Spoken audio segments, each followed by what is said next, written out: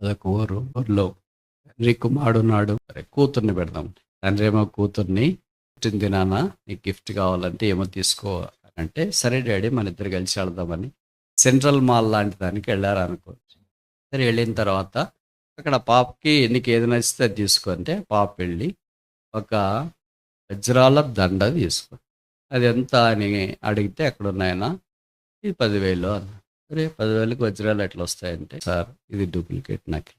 అప్పుడు వాళ్ళ నాన్న అన్నాడంట, అమ్మాయి ఇది ఎందుకు అంటే, లేదు నాకు ఇదే కావాలా, నువ్వు 10,000 ఇచ్చేయి. సరే 10,000 ఇచ్చేసినాడు, తీసుకో. ఇంటికి వచ్చిన తర్వాత ఒక రోజు 2 రోజులు గడిచిన తర్వాత కూతుర్ని పిలిచినాడంట, అమ్మాయి నన్ను ప్రేమిస్తున్నావా? అవును డాడీ ప్రేమిస్తా.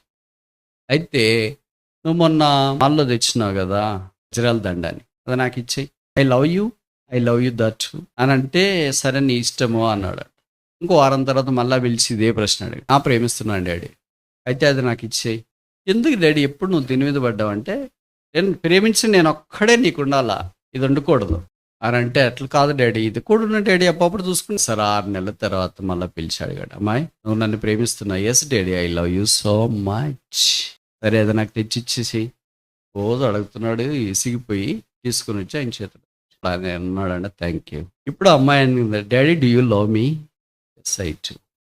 అప్పుడు పాప అనిందంట, నేను నిన్ను ప్రేమిస్తున్నానంటే నేను నీకు దండ ఇచ్చినాను కదా, మరి నువ్వు కూడా నన్ను ప్రేమిస్తున్నానంటే దండ ఇవ్వాలి కదా. ఇప్పుడు వాళ్ళ నాన్న ఏం చేసినంటే జోబిలో తీసి కుడి చేతిలో చూసుకునింది, కళ్ళు చికావు నత్తుకున్నా, I love you so much. ఎందుకు రా ఇది ఎప్పుడు డాడీ నువ్వు ఇందాక ఇచ్చి?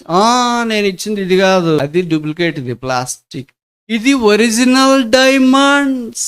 డాడీ ఎప్పుడు తెచ్చావు దీన్ని? నువ్వు నకిలీ తీసుకున్నావు కదా మాల్లో, ఆ రోజు నేను ఒరిజినల్ కూడా తీసుకో. మరి ఆ రోజు నాకు ఎందుకు ఇయ్యలేదు? ఆ రోజు నేను నీకు ఎందుకు ఇయ్యలేదంటే, నువ్వు నాకు ప్లాస్టిక్ ఇయ్యలేదు. ప్లీజ్ డాడీ నాకు ఇదే ఇచ్చినాను అని చెప్పు. వాళ్ళ నాన్న అన్నాడు, ఇది నీ కొరకే, మరి ఇదేం ప్లాస్టిక్ ఏం చేస్తావు? చెత్తబుట్టిలో పడేస్తా. I want to give you original. ఈ కథ ద్వారా మనకు అర్థమయ్యేది ఏంటంటే, ప్రభువు దేవుడు మనకి ఏది ఇచ్చినా ప్రశస్తమైంది ఒరిజినల్ తీయాల. మనమేమనుకుంటున్నామంటే, ప్లాస్టిక్ లోకాన్ని పట్టుకొని ఐ లవ్ యూ జీసస్ నటించిపోయే లోకం, సాగే లోకం, హాని చేసే లోకం, కీడు చేసే లోకం, దాన్ని ప్లాస్టిక్ పెట్టుకొని జీసస్ ప్రభువా నువ్వు అంటే నాకు ఎంత ఇష్టమో తెలుసా అని ఆదివారం బలలో పాల్పొందుతున్నాం. But what is there inside is plastic. Yesu అన్నాడు, నువ్వు లోకాన్ని నాకు ఇచ్చేస్తే నేను నీకు ఒరిజినల్ ఇస్తా.